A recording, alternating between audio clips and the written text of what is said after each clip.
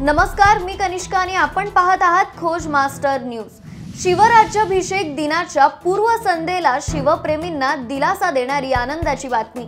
पुण्याच्या सिंहगड किल्ल्यावरील अतिक्रमण हटवून किल्ला 5 जून पासून पुन्हा पर्यटकांसाठी खुला। 20,000 चौरस फूट बेकायदा बांधकामे हटवण्यात आली। धोकादायक दरडी हटवण्याचं कामही यशस्वी। प्रांताधिकारी यशवंत माने यांच्या मार्गदर्शनाखाली ही धडक कारवाई पार पडली। 6 जूनला शिवराज्याभिषेक दिनानिमित्त शिवप्रेमींना गडावर येण्याची मुभा, नियोजन यशस्वी।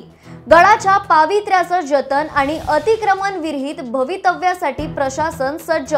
पहिल्यांदाच सिंहगड अतिक्रमण मुक्त, एक पाऊल स्वराज्याच्या अभिमानाकडे। मान्सूनच्या विश्रांतीनंतर पावसाने पुन्हा एकदा जोर धरला आहे आणि याचा फटका बसलाय थेट आपल्या स्वयंपाकघरावर।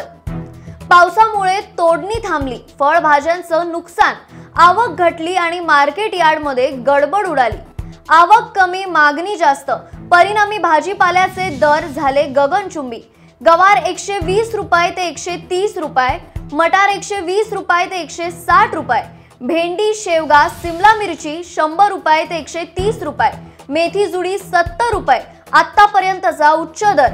महागाईने आधीच कंबरडं मोडलंय, आता भाज्यांच्या 100 पार गेलेल्या भावांनी गृहिणींचं बजेट कोलमडलंय।